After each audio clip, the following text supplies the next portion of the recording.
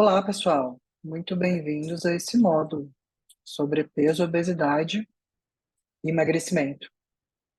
Eu estava pensando na melhor forma de apresentar esse módulo para vocês quando eu me lembrei que eu dei uma aula em pós-graduação sobre o tema. Então, claro que eu revisei algumas coisas, trouxe algumas coisas mais atuais, mas aproveitei para trazer um conteúdo riquíssimo para você que me acompanha, para você que talvez é paciente ou me acompanha pelas redes sociais, mas principalmente para você também que é profissional.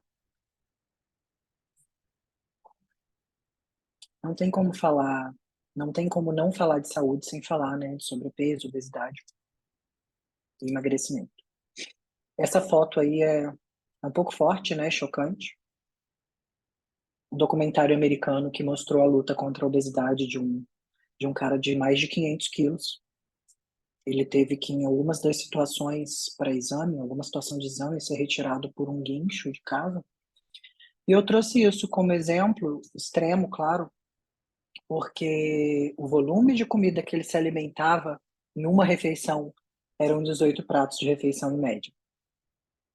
E isso mostra sobre a plasticidade, né, como eu escrevi aqui, do nosso organismo. E mesmo com tantos estudos que saem, arrisco a dizer, diariamente, a gente pode ver uma grande complexidade do organismo humano em acumular gordura corporal. Isso mesmo. O organismo humano ele tem uma capacidade ilimitada de estocar gordura.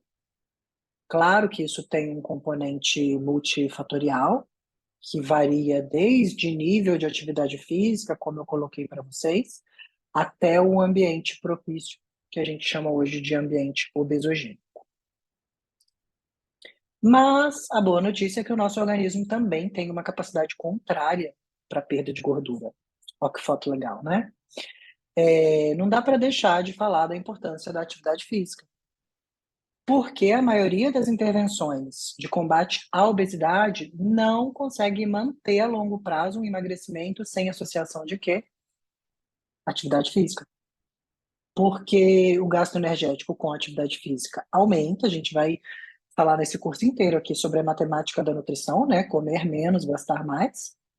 A matemática básica a gente tanto fala. Sem falar que quando você tem exercício resistido, você tem mais massa muscular. Quanto mais massa muscular, mais calorias seu corpo precisa para manter aquele indivíduo, esse organismo ativo, vivo. Quando a gente emagrece e há perda de massa muscular, sua taxa metabólica basal, a quantidade que você precisa gastar parada no seu dia, reduz. Por isso, a importância da prática de atividade física. Não só de aumentar o gasto energético, mas de manter sua taxa metabólica mais alta. Tanto para a gente falar um pouquinho de definição agora, é uma parte um pouquinho mais chata, mas acredito ser de extrema importância. Tanto o sobrepeso quanto a obesidade se referem àquele acúmulo excessivo de gordura corporal. Legal. Mas o que difere esses dois conceitos é a quantidade desse excesso e, consequentemente, a gravidade dele, né? O sobrepeso ele está relacionado a um percentual menor quando comparado à obesidade, que tem uma quantidade de gordura maior, maior probabilidade de impacto na saúde de forma geral.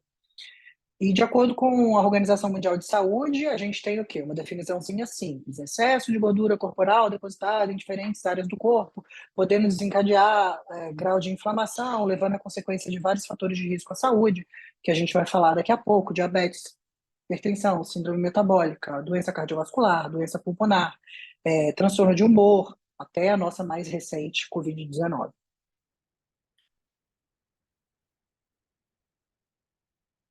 Diagnóstico, olha essa interrogação aí.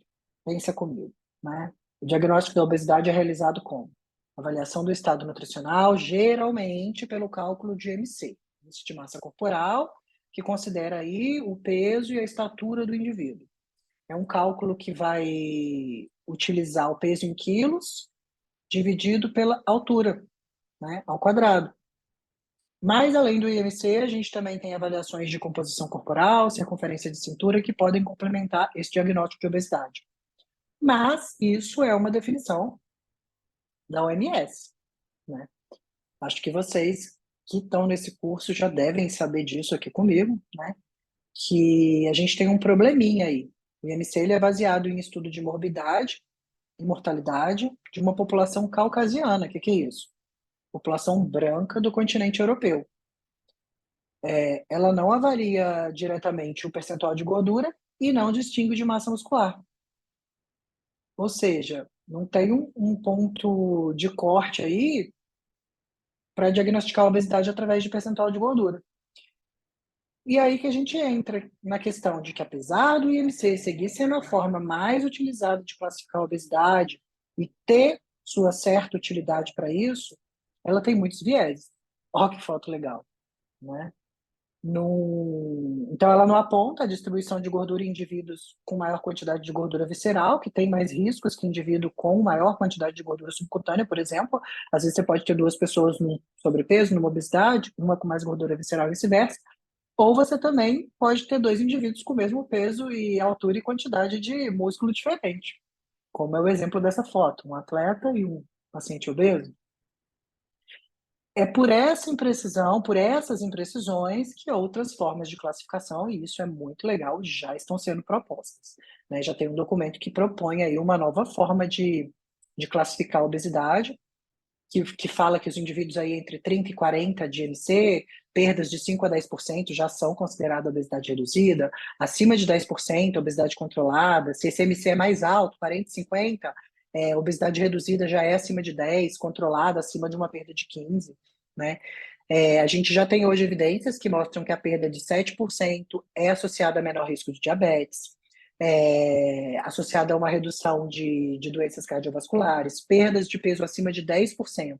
Já tem efeito importante aí na diminuição de gordura do fígado, no risco de esteatose, de doença cardiovascular. Perda de 11% foi associada a uma queda de quase 23% do tecido adiposo abdominal. Então, os estudos já estão mostrando para a gente que, às vezes, perdas, eu ia dizer perdas pequenas, mas não é o correto, né? Perdas consideráveis para esse indivíduo que tem um sobrepeso muito alto e ainda assim está no IMC de risco, já tem melhora, né? Pode ser que numa questão estética, essa redução de 5, 10% talvez não tenha um efeito visual tão impactante, mas perder entre 5 e 10% já gera redução de medida de circunferência abdominal, por exemplo.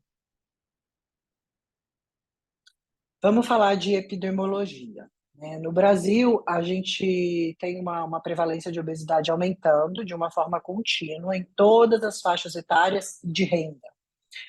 A prevalência da obesidade cresceu 90% nos últimos 15 anos, né? Saltando de 11 ponto alguma coisa em 2006 para 22,4 em 2021. Você percebe a gravidade disso? Em 12 anos, cerca de 4 bilhões de pessoas viverão com sobrepeso e obesidade.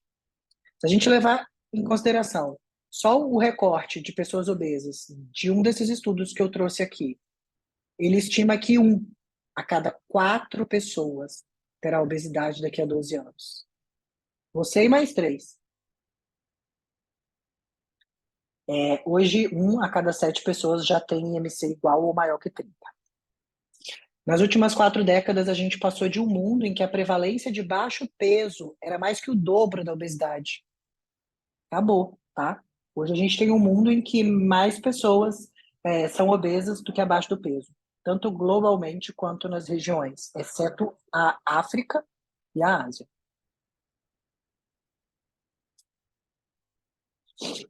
Tá. E quais são as causas, né? Vamos falar de etiologia. A gente sabe hoje que a obesidade é decorrente de múltiplos fatores, o que dificulta, às vezes, o seu tratamento. E de uma forma simplificada, a gente tem fatores relacionados à fisiopatologia da obesidade que podem ser endógenos e exógenos. Endógenos, fatores genéticos, psicológicos, associação de eixo neuroendócrino. E exógenos, hábitos alimentares, sedentarismo, qualidade do sono. Eles estão separados? Não. Inclusive, os fatores exógenos podem ser controlados visando o combate à obesidade e até corrigir os endógenos. O nosso ambiente, né, moderno, eu diria que é um dos estímulos mais potentes para a obesidade. A gente está sempre falando aqui no módulo de estratégias dietéticas, eu falei, né, das nossas dietas ocidentais, completamente ricas em alimentos ultraprocessados, e como que isso vem interferindo na obesidade. A diminuição dos níveis junto disso, a diminuição dos níveis de atividade física, o aumento da ingestão calórica, enfim, hábitos alimentares somando cada vez mais para isso. E uma curiosidade, né? A maior taxa de aumento da obesidade ocorre em populações com maior grau de pobreza e menor nível educacional. Olha só, né? Que interessante. Uma população talvez com maior palatabilidade e baixo custo de alimentos de grande densidade energética. Isso vem junto de uma diminuição do número de refeições realizadas em casa, o pessoal saiu para trabalhar e está comendo na rua, aumento de alimentação em redes de fast food, aumento do tamanho das porções normais, necessidade de realizar refeições em curto espaço de tempo. Pouquinho tempo que eu tenho, vou me alimentar quando dá, a hora que dá e engolindo a comida. Genética, né? Com certeza, a obesidade tem uma herança poligênica, né, que é uma interação com a genética. A gente sabe hoje que, por exemplo, nem todos os indivíduos ganham a mesma quantidade de peso quando exposto a uma dieta hipercalórica. O contrário também é verdadeiro. Então, clinicamente, é possível sim identificar alguns fatores que a gente sabe que tem influência genética na obesidade, principalmente quando há um início precoce da obesidade ali numa infância e numa adolescência. O risco de obesidade, de desenvolvimento de obesidade é muito maior na presença de história familiar, isso já é sabido. Então, história familiar de obesidade mórbida, IMC maior que 40, ou com os níveis moderados de obesidade, olha a responsabilidade dos pais, né? Mas a genética carrega a arma, mas quem puxa o gatilho é seu estilo de vida, né? DNA não pode, nunca foi, nem nunca será destino. Redução do sono é um outro fator de extrema importância. A gente já tem evidência hoje que indivíduos que dormem menos têm maior possibilidade de se tornar obeso, que o encurtamento do sono aumenta o quê? Razão, grelina, leptina, hormônios de saciedade, né, gerando aumento de apetite e de fome. Isso pode estar associado a uma maior ingestão calórica e, consequentemente, a obesidade. Então, dessa forma, podemos dizer sim que dormir emagrece, eu posso provar. Tem até um vídeo sobre isso, né? O padrão adequado de sono é de extrema importância aí para o controle do peso. Microbiota, né? A relação entre microbiota intestinal e obesidade está cada vez mais clara. Que nomezinho é esse? Né? Microbiota, aquele conjuntinho de micro-organismos que compõem o seu ambiente intestinal. Essa composição de microbiota, esses micro-organismos alteram e influenciam a obesidade. Aumenta, inclusive, captação de energia, né? Tanto o intestino grosso como o delgado, as alterações desses micróbios, dessas populações microbionas, podem aumentar o quê? Permeabilidade intestinal, facilitando essas bactérias aí, esses componentes bacterianos dentro desse intestino. Então, essas comunidades alteradas afetam a produção de sinal, inclusive de saciedade.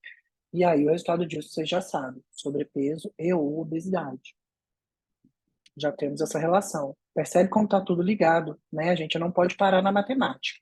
Falamos de microbiota, falamos de sono, falamos de estilo de vida e falamos dos prejuízos. Eu passaria o dia aqui falando sobre as comorbidades, doenças acometidas, né, pela obesidade. Não vou ficar lendo isso, porque eu tenho certeza que vocês sabem disso, mas um fato interessante que me chamou a atenção é que a obesidade causa um processo inflamatório crônico no corpo, que muitas vezes leva a dor, né? Um estudo mostrou que pessoas acima do peso sentem 20, olha que legal, 20% mais dor do que aquelas que estão dentro do IMC adequado. Já no caso de obesidade mórbida, essa porcentagem pode chegar a 200%. E aí, por ser uma condição de inflamação crônica, a obesidade desencadeia outros processos inflamatórios no organismo, interferindo em imunidade, é, doenças até como câncer. E a gente vai dar uma pausinha aqui e voltamos na próxima aula.